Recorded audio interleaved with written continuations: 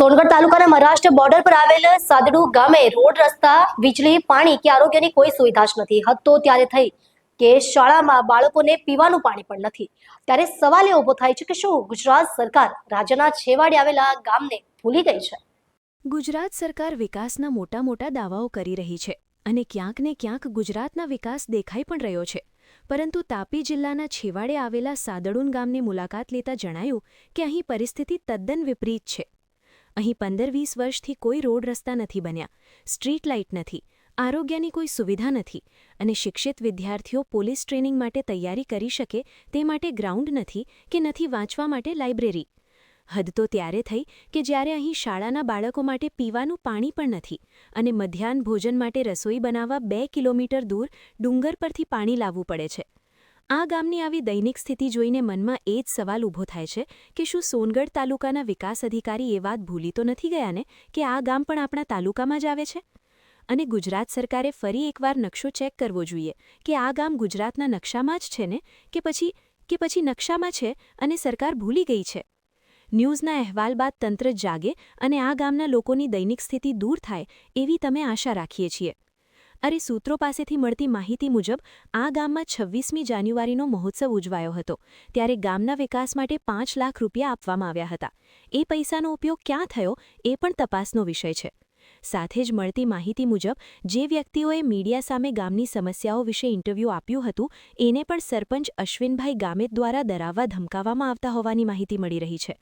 ત્યારે તાલુકા વિકાસ અધિકારી આ બાબતે પણ તપાસ કરે અને કાર્યવાહી કરે છે કે નહીં તે જોવું રહ્યું. ડોક્ટર બિંદેશ્વરી શાહ સાથે રક્ષા ગામેત, તાપી. તાપી જિલ્લાના છેવાડે આવેલા સોનગઢ તાલુકાના સાદડુન ગામની મુલાકાત લેવા માટે આજે ચેનલની ટીમ આવી છે. મારું ગામ મારી સમસ્યાને લઈને જ્યારે અમે આ ગામમાં આવ્યા છે ત્યારે ખરેખર એવું લાગી રહ્યું છે અને ગામ લોકોનું પણ એવું કહેવું છે કે સરકાર એ જ ભૂલી ગઈ છે કે સાદડુન ગામ પણ ગુજરાતમાં આવેલું છે. નથી અહીં પીવાના પાણીની સુવિધા, નથી અહીં રોડ રસ્તાની સુવિધા, નથી અહીં ક્રિકેટ ગ્રાઉન્ડની કે પેલા જે પોલીસની ટ્રેનિંગ કે મિલિટરીની ટ્રેનિંગ કરી શકાય એવા કોઈ ગ્રાઉન્ડની સુવિધા નથી. સાથે જ અહીં કોઈ પ્રકારની લાઇબ્રેરી નથી, રોડ રસ્તાના ઠેકાણા નથી અને જે કામો થઈ રહ્યા છે તે પણ એકદમ ભ્રષ્ટાચારપૂર્ણ કામો થઈ રહ્યા હોય એવા કામો અહીં થયેલા દેખાઈ રહ્યા છે.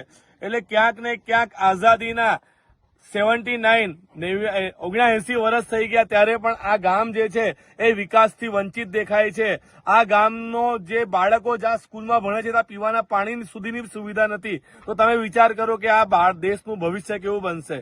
તો સરકારને ખરેખર ચેનલના માધ્યમથી આ ગામજનો વતી એક વિનંતી કરવા જેવી છે કે જરા ધ્યાન રાખો.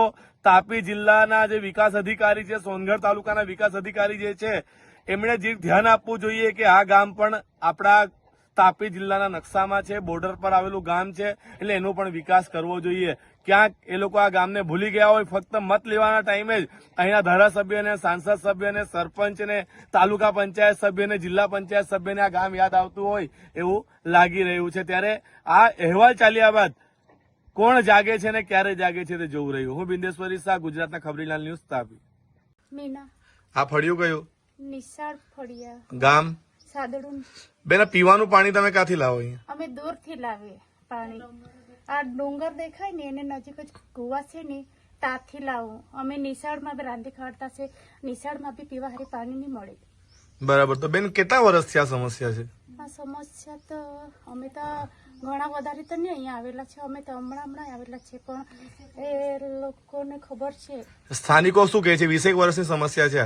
હા, એટલે આઝાદીના આટલા બધા 80 વર્ષ થઈ જાય તો બી અહીં પીવાનું પાણી નથી. આ રસ્તો ક્યારે બન્યો હતો ખબર છે? નીની ખબર છે. એટલે એને બી 10, 15, 20 વર્ષ થઈ ગયા. હા, થઈ ગયેલા. આ જ રસ્તા પછી તમે આવવાનું જવાનું બધું. હા, આજ રસ્તા. અને પીવાનું પાણીની બી વ્યવસ્થા નથી. રસ્તા કોઈ નહીં. આ નિશાળમાં પણ પાણી નહીં મળે. કેટલા બાળકો આવતા હશે નિશાળમાં આશરે? 26 છોકરા છે. અમે જ મધ્ય ભોજનમાં અમે જ છે. તો તા પીવાનું પાણી તા બી નથી આવતું? અમે જ લઈ આવતા છે માથા પર ભરીને અહીંયા. અને પછી છોકરાને બનાવીને ખવડાવો? હા. અને એ લોકો પાણી પીવાનું હોય તો બી એમાંથી જ આપવાનું? ને અમે પીવાનું બીજા લઈ આવું એ લોકો હાથે અને બનાવવાના બીજા લઈ આવું. એટલે આટલી બધી તકલીફ પડતી છે? હા, આટલી બધી તકલીફ પડતી. જી બેન, થેન્ક યુ. અમે તમારી અવાજ સરકાર સુધી પહોંચાડીશું. ઈશ્વરભાઈ ગામિત. આ ફળિયું? મુખ્ય નિશાળ ફળિયું. ગામનું નામ? સાદડુન. ઈશ્વરભાઈ, આ સ્કૂલમાં કેટલા વર્ગ છે? એમાં તો આ જર્જરિત 2 ને પેલો 1 એટલે 3 જ કહેવાય. 3 ને એમાં 2 તો બંધ છે, બરાબર ને? હા, બંધ. એટલે એક જ ઓરડામાં 1 થી 5 ની સ્કૂલ ચાલે. હા, એ પીવાના પાણીની સુવિધા છે આ સ્કૂલમાં? સુવિધા નહીં મળે છે. આ પાછળ પેલો જે ભૂગર્ભ ટાંકો દેખાય તે તમે કેવી રીતને ભરો? એમાં તો વેચાતું પાણી લાવીને રાખવું પડે છે. અને મધ્યાહન ભોજન કેવી રીતને બનાવે? પછી આ લેડીઝ લોકો એમ કે ત્યાં ડુંગર પરથી પાણી લાવે. હા, ત્યાં ડુંગર પરથી પાણી લાવીને બનાવીએ ને. ડુંગર પરથી પાણી લાવીને પછી જમવાનું બનાવે. અને છોકરાને પીવડાવવા માટે પાણી ક્યાંથી આપો? ત્યાં તે કુવામાંથી લાવીએ એમ, દૂધથી જ. આજુબાજુમાં કેટલા ઘરો હશે આ ફળિયામાં? આમાં તો આજુબાજુમાં ગણવા જઈએ તો ઘણા છે એમ, ઘણા ઘરો છે. ઘણા. તો આટલા બધા ઘરો માટે પીવાનું પાણી લાવો ક્યાંથી તમે લોકો? અમે દૂધથી જ લાવીએ. હવે કોઈને ત્યાં કોઈ બીમાર હોય કે કોઈની તબિયત ખરાબ હોય તો એ પાણી ક્યાંથી લાવવાનું? એને દૂધથી જ લાવવું પડે તો બીજું તો શું? બીજો કોઈ રસ્તો તમારી પાસે રસ્તો નહીં મળે નથી? બીજો.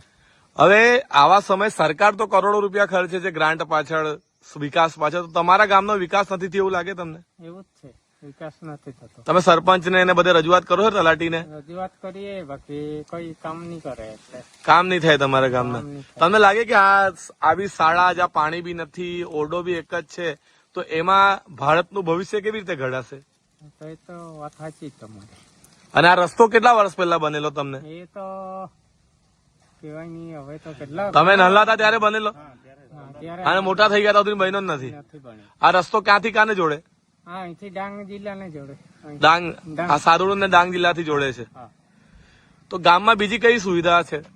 કઈ નહીં. રમવાનું ગ્રાઉન્ડ છે છોકરાઓને પોલીસની ટ્રેનિંગ તૈયારી માટે? એ બી નથી.